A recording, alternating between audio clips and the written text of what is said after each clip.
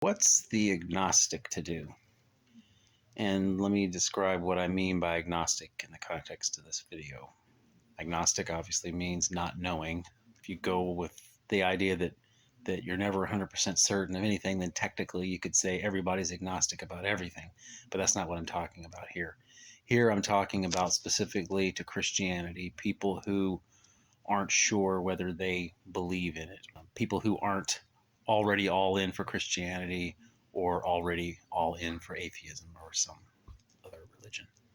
This is specifically to, is Christianity true or not in a person who's not sure? One thing you'll have to ask yourself is, do you want it to be real? If you got the answer and the answer was that Christianity is not real, would you breathe a sigh of relief and say, good, now I don't have any responsibility? Or would you be disappointed? That's kind of an important question to consider. Do you want it to be real? What I'm going to suggest is kind of a variation on Pascal's wager, but hear me out. If you're already familiar with Pascal's wager and don't like it, it's not exactly the same thing, so give me a shot here. But first of all, what Pascal's wager is. Pascal's wager is the idea that for someone who's not sure, he should bet on God, because the cost of being wrong, if you bet against God and it turns out Christianity's real, is tremendous. You miss out on eternal life, kind of a big thing. Versus if you bet on God and are wrong, you'll never know it. And all you miss out on is maybe some pleasures you might have sought in this life that Christianity would oppose. So Pascal says, bet on God if you aren't sure. I'm still going to say to the agnostic, bet on God, as Pascal did, but the reasoning has a different focus. So what I'm not a big fan of in terms of Pascal's wager is that it's a very self-centered wager. It's about what can I do to maximize my best shot. And I don't want to be too critical of that, but I think I have a better idea in my never as humble as it should be opinion. What I'm going to suggest you do is bet on living the Christian life. Bet on love, joy, peace, patience, kindness, goodness, faithfulness, gentleness, and self-control. Bet on those things. In Christianity, we have this saying, God is love. Now, obviously, that's a metaphorical statement, but it gives us a picture of how we should view God. And the other terms, peace, joy, peace, patience, kindness, goodness, faithfulness, gentleness, and self-control, fall under that umbrella of love. And I would also suggest that you can't really do any of those without humility. So my suggestion is to humble yourself and live out the Christian life as best as you can, and bet on God that way. I mean, I would suggest bet on God in terms of of believing in the whole thing, believing in the miracles, believing in the resurrection of Christ. Go with that, bet on it, but not with the end in mind, just of a better outcome for yourself, but that you actually live out the virtues of Christianity, all the things that many of the secular culture that have left Christianity have tried to maintain. Many people who've left Christianity have tried to maintain the Christian morals, at least at a basic level. There's actually a prayer for agnostics in the Bible, believe it or not. It's a very short prayer. A man came to Jesus with a sick child and said, if you can help him, help him. And Jesus said, if you can believe, all things are possible to him who believes.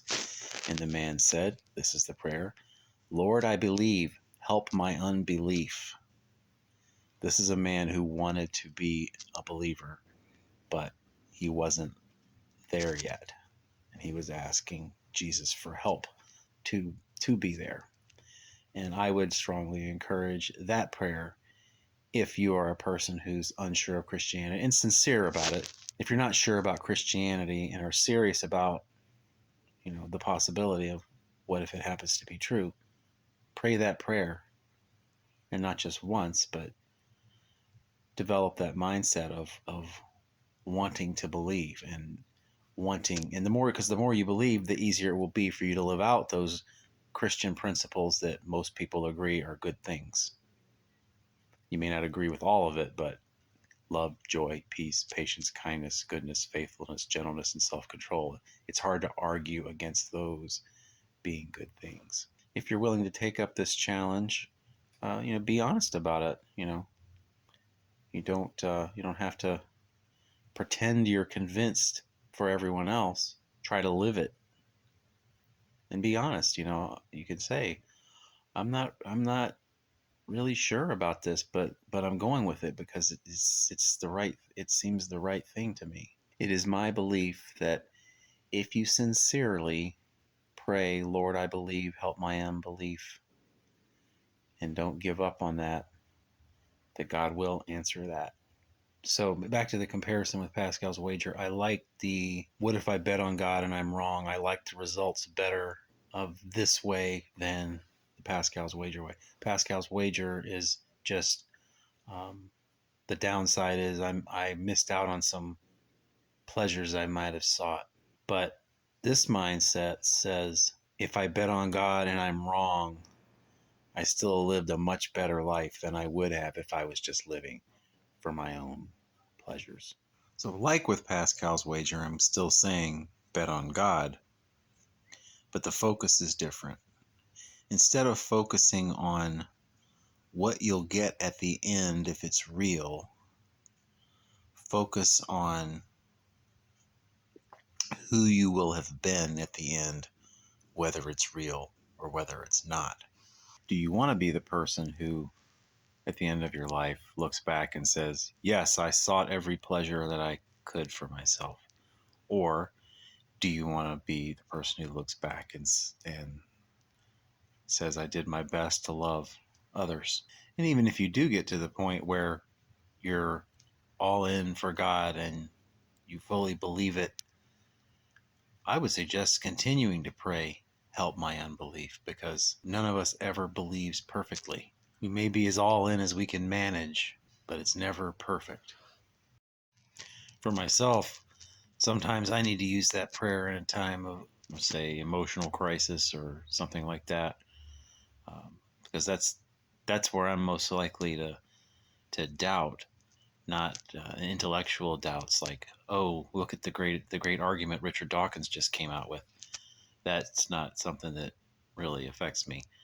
But in a time of emotional struggle, then yes, I can experience the need to say, Lord, I believe, help my unbelief.